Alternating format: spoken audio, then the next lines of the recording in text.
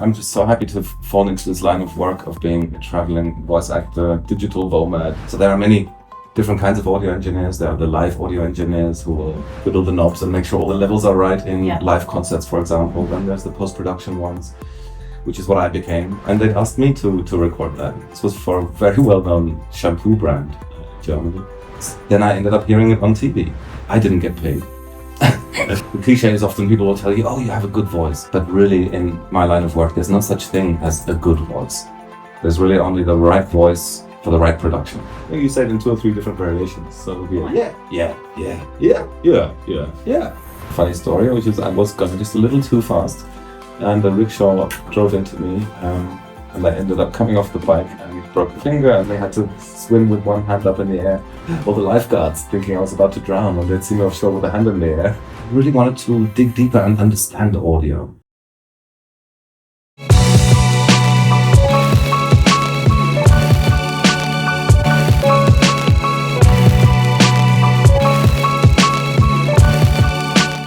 Hi, welcome back to Rooted and Routed. This is Sabir Vatan with your host for the podcast. I'm back with another episode, another guest. I'll start with a question. What if your office was wherever you chose to be? Today's guest that we have is a digital nomad, and he is the best person to answer that question. His name is PAVI Lustig. He comes from a multicultural background. He is a voiceover artist. He's worked with major brands like Apple, Amazon, Netflix, Microsoft, BMW, and Bobby, on to you. Welcome. Thank you so much, Sophie. Great to be here. Thank you for the lovely introduction. Thank you. I think I haven't covered the whole thing because the list is long for your the major global brands that you've worked with. But you're not just a voiceover artist. You're also an audio engineer. Yes, I was born in Berlin, Germany, West Germany back then, as the son of 2 media personalities. So my dad was a TV presenter. My mother herself was also very well-known author. And we quickly moved to Spain via Italy, and then spent almost every winter from age 8 onwards in India. Wow. And at age 9, I then ended up going to a boarding school in the UK. So I grew up between Germany, Spain, England, and India, which has made me have this strange accent that I have. Strange accent. I think that happens with when you have lived in multicultural countries. Maybe your passport may say that you're from Germany, but then your accent, your outlook towards life is quite different. What did inspire you to get into a voiceover artist? I want to ask that. Was that because your multicultural lifestyle influenced your preference towards this career? Really, I was always interested in sound and audio and music from a young age. And in fact, my father, before he became a TV presenter, was an audio engineer himself. So there are many different kinds of audio engineers. There are the live audio engineers who will twiddle the knobs and make sure all the levels are right in live concerts, for example. Then there's the post-production ones, which is what I became, sitting in the studio most of the day and making sure the mix sounds right, being a sound designer, adding sounds later in the post-production process of a moving picture production. There are so many kinds. What inspired me in the end was I really wanted to dig deeper and understand audio.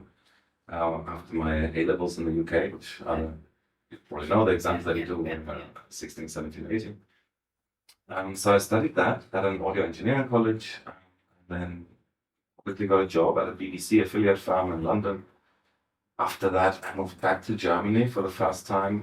Really, since I was a young boy, I'd almost lost the ability to speak German. I had to relearn it in my early 20s. And I started working for a well-known company producing mainly commercials and cinema trailers, which is a whole genre for itself. So I learned so much back then in those days, especially on the technical side. But also part of my job was recording voice actors.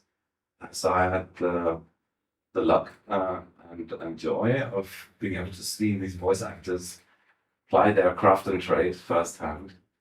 And it sort of rubbed off on me. And I thought, well, I'd give that a go. And there's a stage in the media production process called scratch tracks or guide tracks, which is basically where a producer may get anyone, an amateur, say, even the sound engineer, as it was in my case back then, in to already just record a given text in a non-professional way, so that the video editor can then already lay that into his timeline, and he has an idea, he or she, as to how long a certain amount of text would take when spoken and recorded. And one of the final stages of the production is then to replace that with a professional voice actor. So one fine day, as they say in India, One fine day. one fine day, it was my turn, and they asked me to record that. This was for a very well-known shampoo brand in Germany, and then I ended up hearing it on TV. So they saved on getting a professional in. They obviously thought it was good enough to be broadcast. I didn't get paid. Well, Didn't mind though, because that was sort of what beginning, catapulted me into that world, and I thought, I could maybe give this a go. And there's so many people that the cliche is often people will tell you, oh, you have a good voice. But really, in my line of work, there's no such thing as a good voice. There's really only the right voice for the right production.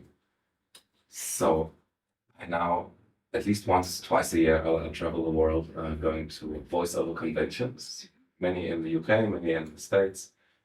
And I met some people with, honestly, quite horrifically shrieky, high-pitched voices, where I think, it's actually hard having a conversation with them. But then they'll hand me their business card, and it turns out that they do voices for character animations, for cartoons, which is exactly the kind of voice you need for that kind of production. So they're very successful. So just proof here that there's no such thing as a good voice, only the right voice for the right implementation. so when you meet such people, did you feel like getting into animation as well at some point? Was there from animation, right? Yeah, we all learn from each other. That's the great thing about the voice acting fraternity, if you like. Very supportive, not very backstabby at all. And in fact, if people come to me and say, oh, your voice might not be the right one for my project, do you happen to know somebody? I'll gladly recommend a colleague. And I get a lot of recommendations from other colleagues, especially people who speak other languages. And they may have a client who is producing something that needs to be localized into German, and they'll think of me. Giving each other jobs, no questions are asked, with very little competition to think of. Have you done something in animation? I have, yeah. I've done. I mean, pretty much every voice actor or artist will have their forte, their strength. There's something that they're very good at that they tend to get booked for a lot. In my case, it's commercials, because that is kind of what I was weaned on, and well, actually not weaned on, because my father. His TV show was not very commercial at all, but rather afterwards, when I went and worked for commercial recording studio, so I was mainly working as a sound engineer back then on commercials, and I got to know that style. It was very much learning by doing, as they say. So yeah, commercials really are my forte, my strength, and it's brilliant because I can do it on the road. It tends to be very little text. And with relatively high pay. So yeah, well, just in answer to your question, I do get booked for other styles as well. So narration for documentaries, so e-learning, for example, internal corporate training videos. I was the voice for a vending machine recently, which was a little robot. I don't think that the venture really took off, but it was supposed to be a vending machine where you could actually sell your mobile phone to the machine. So you would stick your old mobile phone into the machine, it would get evaluated, and on the screen you'd see a little cute robot saying, oh, now analyzing your mobile phone, and then it would tell you how much it would get for it. It would take your mobile phone and it would give you money. So and the world of voiceover is so multifaceted, and there's so many applications for voice. That sadly now a lot of them are being taken by AI voices now, but that's a whole other podcast episode for itself. Topic, but I do realize how little I knew about voiceover, and now I see from your lenses that it is versatile, and your voice needs to be like that. Talking about your style, how do you fit your style with the offers that comes your way.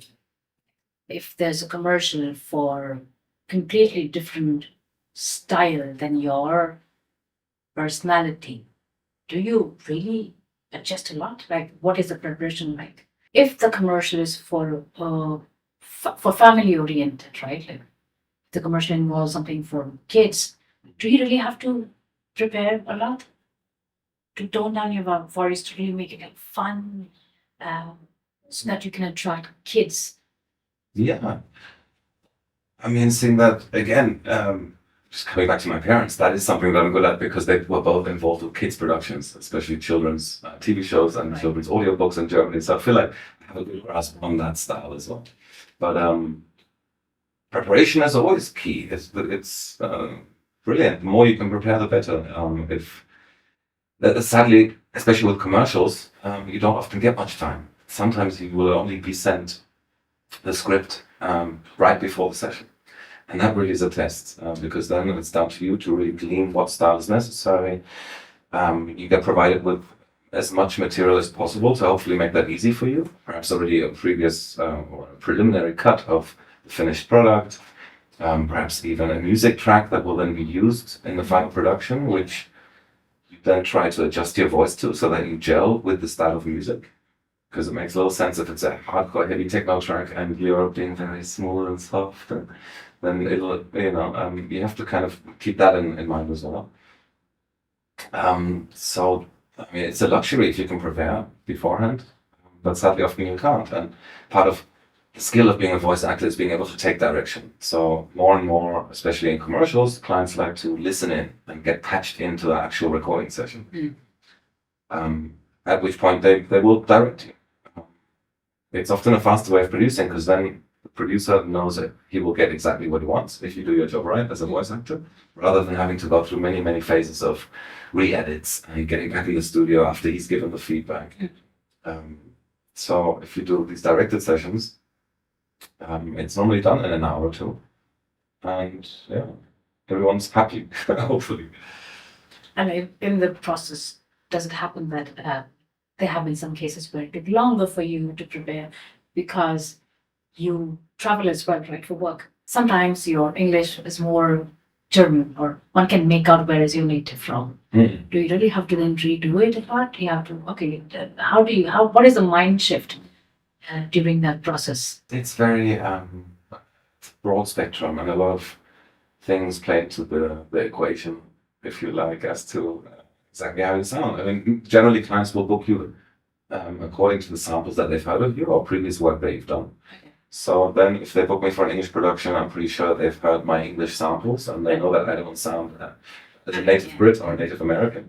So when I get into the studio, I'm pretty sure already just by speaking as I do, they'll be happy with the result, because that's what they booked, that's what they asked for. If they suddenly want something completely different, say they want me to put on an American accent, I can't do that convincingly to come off as a native American is not the right word, is it? You know what I mean? Somebody who was born in the United States. Yeah. So, it's not a huge issue. I mean, part of my job is simply to implement their requests. If they want certain parts of the text voiced in a different style, then hopefully I'll be able to. Now, you're an expert right now, that your unique ability of changing the voices, not just the voice, but also the emotions in the voice. You have learned that, I think, all these years, and living in different countries and working with all these companies just help. Yeah, it's definitely contributed to it. Having been exposed to so many cultures and different ways of communicating. Yeah. But I can modulate my voice, I suppose. I don't sing, but a good singer can do the same. That's also their job. They have to sing up to a certain note. And if you look at a typical commercial script, for example, there is a normal, standard way. The way you start to see the similarities between commercials, even from different countries, tend to be 30 seconds. There tends to be a problem that needs solving. So the first two lines may be a little more somber, and they'll be highlighting the problem, and then there'll be a solution to it. Also, this product will solve that problem, and at the very end, then there'll be the big what they call the CTA, the call to action, sort of buy now, get it now. Yeah. So there's a certain scheme. It keeps repeating itself. Flow. And so once you get the hang of that, then you're normally good. But more and more advertising creatives and executives want to break out of that and go into a more conversational style, try something else, experiment a bit, because audiences all around the world are kind of bored with having that sort of very salesy message drilled into their heads in a shouty way. So more and more it's more of a conversational style like we're talking right now. Yeah. So that it sounds more like a sort of secret tip, a neighbor telling you a new restaurant that they found, and that they've now found out, of course, in market research, that this seems to work quite well. I remember when I was in the US, the advertisements, right, the commercials on TV in the USA is really salesy, as you say. Yeah, right. And it's a bit that you really don't like it. You feel like that is exceptionally fake. Right. And even if the product is interesting, somehow it's the voice which feels like, oh, I don't want to use like they're really trying to sell it, and although it is the reason why the commercials are. But yeah, I think it's an art to really come down and be more human and connect the audience in a very human way, very personal way. I guess if you're talking to a neighbor, that knows things. Maybe that is how I learned from you. That's how it is, right? That you're trying of connecting with the audience. There's something that springs to mind relating to the different languages. Is a job I'll never forget. Was one for a large multinational that everyone will know. You can order books and pretty much anything for your household online. And they asked me to record simply a one-word production. It was only a yeah. That's all I had to say. Wow. Yeah. And it was very well paid. So it was brilliant. But they got me to do it. They recorded me from the United States. I was in Austria at that point. We had clients from Japan listening in. So it was a huge production and a lot of logistics behind that, me recording just that one year, but they wanted a German year. So they wanted me as a German to, so I mean, a year is a year. I don't think anybody could have really listened to the fact that, or known that it was, a German national saying that year, which is actually an English word, right? But, so sometimes you get into these crazy situations where you get to the booth and then you just go, yeah, and then that's it, bye, and okay. That was one of the easier ones. Wow. Just imagining you saying, yeah, and then that's your project done. You say it in 2 or 3 different variations. So it'll be yeah. That's it. But there's only so many times out of 7, that's the one. Exactly. Oh my. Well, my next question is about your work, of course. You have done a short film called Enfield is Prayer, Mystery of the Palm Leaf Library. That's the one self-produced, directed, edited, voiced. Yes, awesome. And I understand it has won quite some awards. Can you talk about that? Yeah, I'd love to.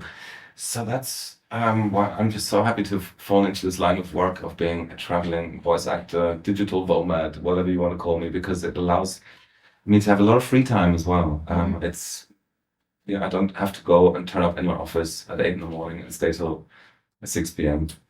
So most of my work is done quite early, and so it allows me, it's a great quality of life, which allows me to pursue my other passions and creative outlets. Yeah. Even though voicing is also quite creative, but having worked in professional post-production for many years, I also got a feeling for video editing and storytelling in general, and sound designing, a little bit of coloring, I mean, all the arts that go into making a finished movie production. So 2 years back, I was in Goa, which is one of my bases, and then I decided to teach myself this program, Final Cut Pro, and I had a lot of material on my hard drive from many years of joining a crazy crew of motorcyclists. They call themselves meditation motorcyclists. Meditation motorcycle. Okay. Yeah, really adventurous tours all over India, which is one of the best ways to get to know India as well. Slowly going through the villages and, instead of just flying from place to place. So, I collated a lot of material, and I thought, what kind of a movie could I make out of this? So it was basically movie making in reverse. Instead of having a script and an idea of what was going to come out at the end of it. I thought, well, I've got all this material, all this footage, if you like. How can I make a little movie out of this? And it turned out to be a 9-minute short film, available on YouTube as well. And it seemed to touch a lot of people, and it inspired people to come to India. I've heard already as well. At the end of the day, it's a love letter to India, a declaration of love, even though it is very genre bending. Some people say it's a documentary, others say it's more of a commercial. It could be a travel film.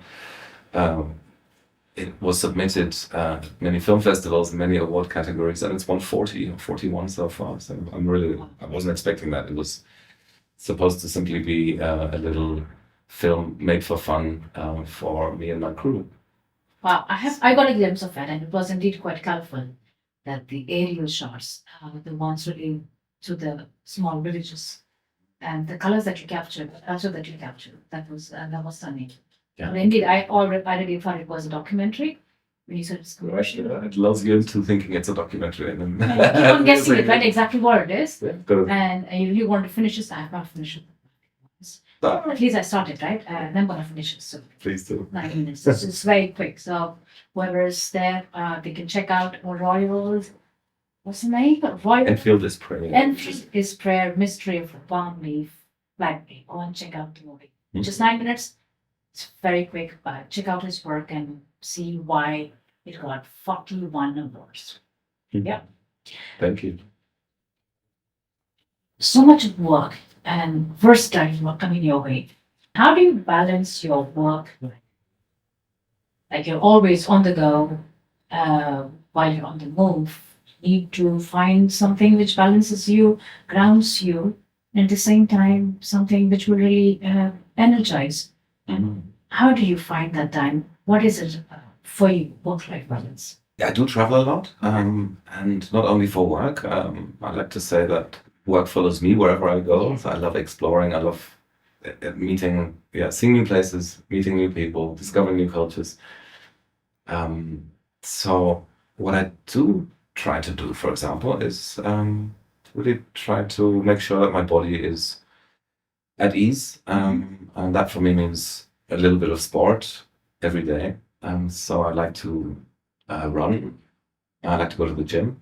So even when I'm booking hotels here and there, I'll make sure it's that's one of the main criteria. Perhaps that if it's in a city, that it's near a park, and I can jog in the mornings, or that it has a gym if it's one of the better ones. So I try to make sure that my body is fit for all the traveling, and and I have to make sure I have enough time to stay in touch with family and friends. And I don't. It's not a huge matter of concern for me. Somehow I've now, after all these years, made sure that I will check my emails regularly. In fact, I mean, that is an interesting point. I don't feel like I ever really have a holiday. I'm somehow always on call, but I'll take that. I'll gladly live that kind of a life because I do work quite little in the day. So I find that's just a good balance. I know I will check my emails regularly throughout the day, especially in commercials and media. In the media world, clients will expect you to answer quite quickly. If you don't, that job might be gone if it's a job offer. So I do have to always be a little bit on the case. But then again, I balance that out with the holidaying parts of then getting to do that work from beachside places, resorts, up in the mountains, wherever. So I feel like every day for me holds a part holiday and part work. With this, I also see how challenging it can be to have self-discipline, right? Discipline is so crucial. You have the liberty, freedom of, while you're on the move, to decide work follows you.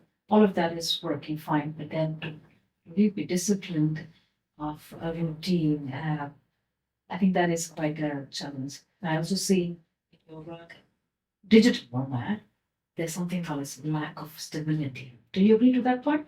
Or you feel like this is not the case with you? Lack of stability as one of the challenges of digital nomad, and also self-discipline is seen sometimes as a challenge. Yeah, that is often theme of discussion among nomads, isn't it? For me, it's a joy. I relish that kind of freedom.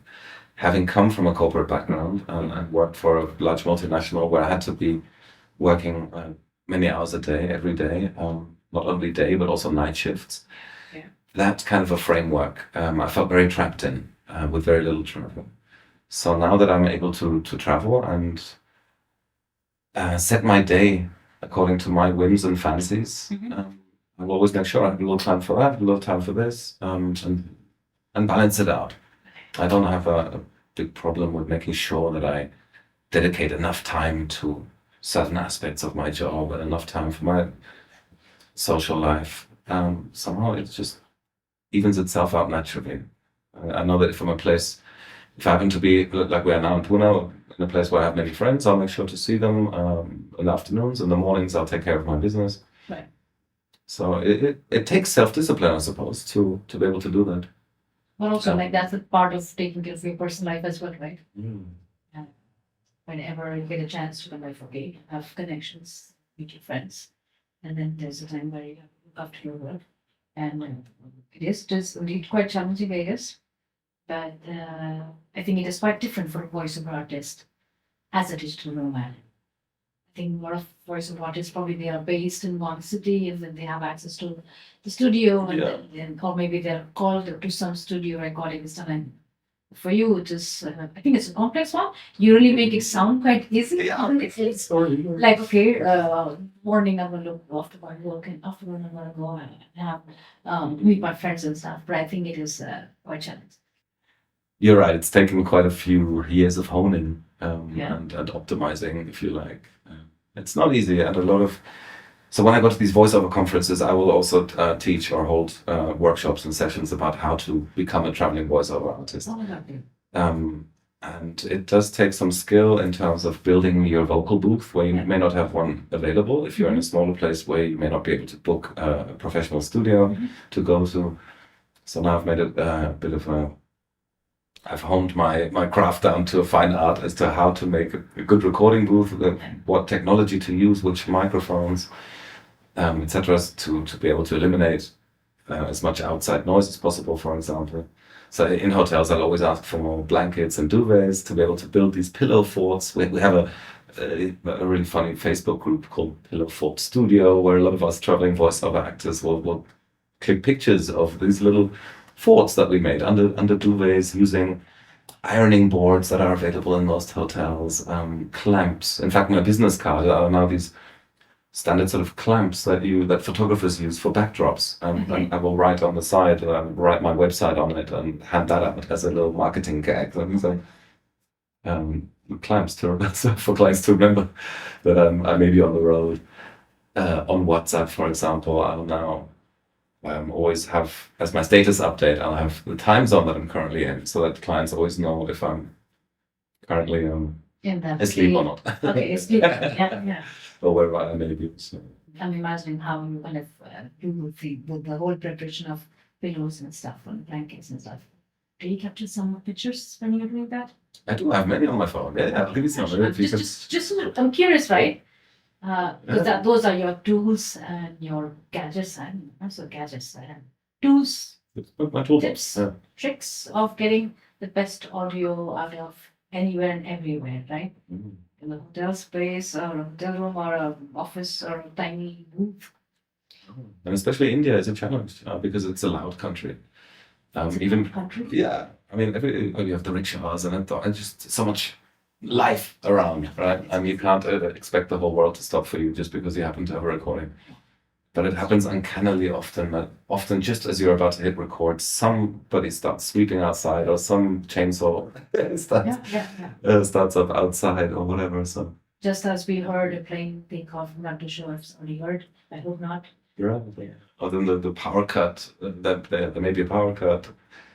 And then at once in one hotel I was very happy about because suddenly everything was quiet.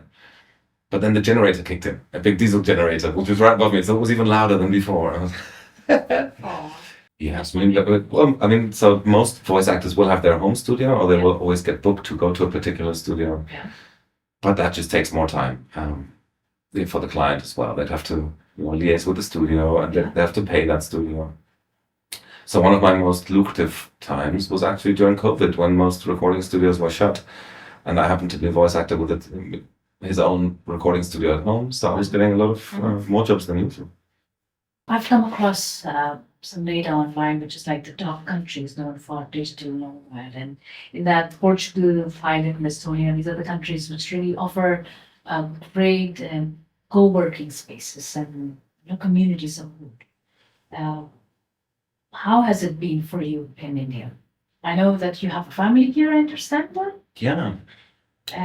But within India, when you travel for work, how is it? Do you think that there is something called as co-working spaces and communities of good? I think the whole industry, if you like, or of digital nomadism in India is still underdeveloped, but it seems to be growing, especially with the rise of a lot of the IT industry, especially in the hubs like Bangalore and Hyderabad and Pune is another one. But certainly out in the sticks or in the countryside, there's very little. Internet connectivity can be an issue sometimes. Sometimes I'd have to resort to tethering with a mobile to be able to upload and download. These are especially challenges that I may face more than others because I'm on a motorbike often, crisscrossing the country, really through rural areas. So if you're just going to be sticking to the tourist places or the main metropolises, you shouldn't have a problem finding connections to co-working spaces, these kind of things. Especially if you're working in the media industry. I mean, India does have a huge media industry through Bollywood, and in the major cities you'll find good recording studios and all the supporting industries that you'll need for filming, etc. But I think it's partly underdeveloped because of the infrastructure and because of the government's policies of not making it especially easy for foreigners to come here, stay here, work here. Other countries are a bit more further down the road. Yeah, they're much more flexible, and I think they have tried it for such a long time. So I feel that the tribe of digital nomad, whether it is in Bali or Thailand, that's much stronger.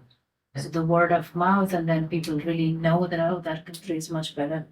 So even if India is there and it's booming, I think the other countries are much more established and settled in their process. I think those processes streamlined. So I think tribe is attracting more people, I would suggest, right? Yeah, I think it takes a certain kind of character or person to really be attracted to India as well. Like in England, we'd often say it's a bit Marmite. I don't know if you know what that means. It's a breakfast spread that really divides people. Either you love it or you hate it. So India's a bit like that. I mean, if you want a really easy time of it as a digital nomad, India's perhaps not the first country that comes to mind. The infrastructure and the food and quality of life in other places may be easier, more comfortable, say in Bali or in Thailand. Or Estonia. I heard like that Estonia looks quite beautiful, but it's in Europe. It's in Europe, so. Northern Europe. Quite cold as well. Yeah, it is, yeah. Well, people who love the nature and probably prefer that weather, they can, but it's good to know you have options, and then you can choose wherever you want to go, wherever you want to work. Like in your case, work follows you. So nomads, they will normally be able to work from pretty much anywhere. That's the whole point. Yeah. As I understand it. Yeah. We're a global industry. And be able to deliver work from anywhere. I mean, sometimes there are certain clients where I may not tell them currently where I am, and they're not even interested, as long as the work gets done. Oh, okay. For me, it's a challenge sometimes if they want to listen in and get patched in and listen into the recording. Sometimes they want to do it on Zoom with a camera on, and then it's not the most clever thing for me to show them that I'm actually under a duvet in a hotel room, in a hotel room cupboard, when they're imagining that I may be in a professional studio. So then I may just at times say, can we do it without the camera? And the audio quality is right. I mean, that's really what counts. I just imagined you under the duvet on Zoom. Yeah, it's funny. Have you got some preferences for food in India? I'm sure you explored quite some places in India and also the food. As a German, that many know that they're not into spicy food. How are you with Indian food? Yeah, I love Indian food. It's Right. what I consider my soul food, my home food. Simply having been here so long.